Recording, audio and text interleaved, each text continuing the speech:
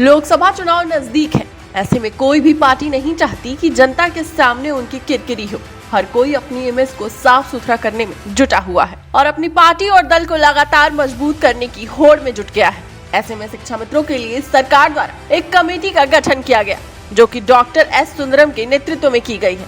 इस कमेटी का मुख्य उद्देश्य शिक्षा मित्रों की समस्याओं का निस्तारण करना है। इससे शिक्षा मित्रों की समस्याओं पर रोशनी डाली जाएगी और इनकी समस्याओं को जानने सुनने का प्रयास किया जाएगा। इस कमेटी में स्थायीकरण और अन्य मुद्दों पर चर्चा होगी, जिसकी एक बैठक हो चुकी है, लेकिन इसकी दूसरी बैठक होनी अभी बाकी है। जिस पर प्रदेश अध्यक्ष शिव कुमार शुक्ला ने बताया कि कल ध्रुव कुमार त्रिपाठी शिक्षक एमएलसी से उनकी बातचीत हुई। उनका कहना है कि वो हमारे अभिभावक हैं और शीघ्र ही उनके साथ होकर के बैठक कराएंगे। उन्होंने साफ कहा कि वो आने वाले 2 या 3 दिनों में बताएंगे कि बैठक होगी या प्रस्ताव जाएगा। उन्होंने ये भी कहा कि बैठक होने के बाद वो प्रदेश के मुखिया योगी जी से भी मिल सकते हैं। और क्या कुछ कहा शिव कुमार शुक्ला, प्रदेश अध्यक्ष उत्तर प्रदेश प्राथमिक शिक्षा मित्र संघ ने, आइए आपको सुनाते हैं। प्रदेश के समस्त शिक्षा मित्र भाइयों बहनों, सादर नमस्कार।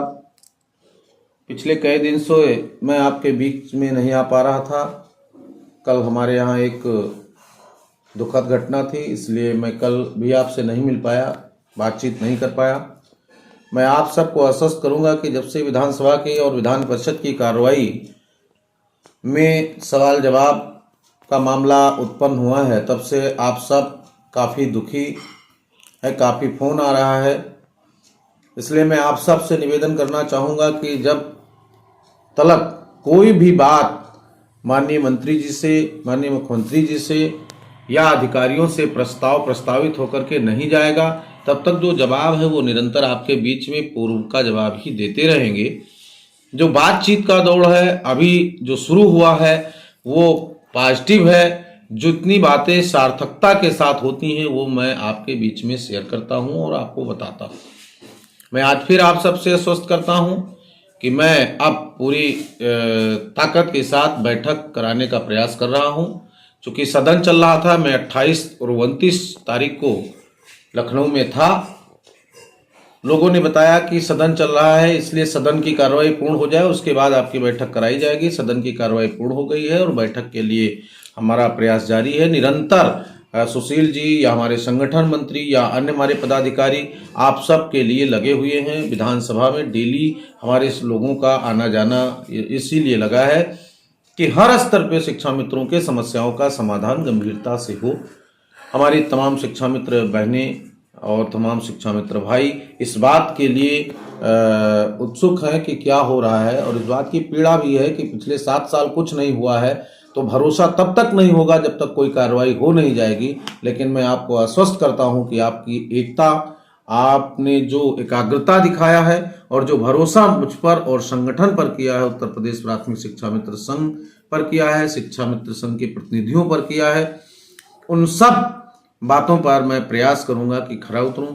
और शीघ्र ही कल हमारी बात माननीय ध्रुव कुमार त्रिपाठी जी शिक्षक एमएलसी से हुई है।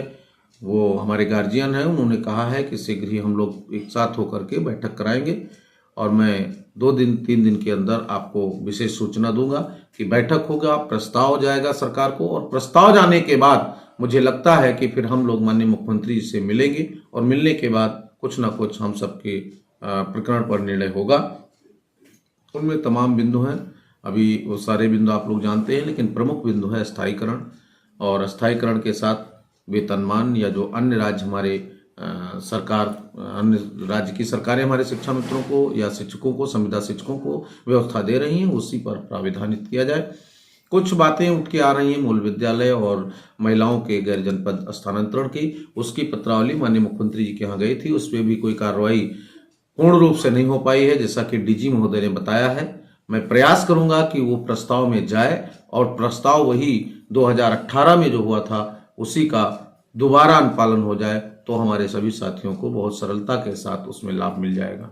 मैं पुनः आप सबके अच्छे दिन की शुभकामना करते हुए कि हमारा स्थायीकरण हो, अन्य राज्यों के हाथ हमारे आर्थिक और स्थायीकरण की तरफ सरकार बढ़े, जिससे हम लोगों का बेहतर भविष्य हो। धन्यवाद।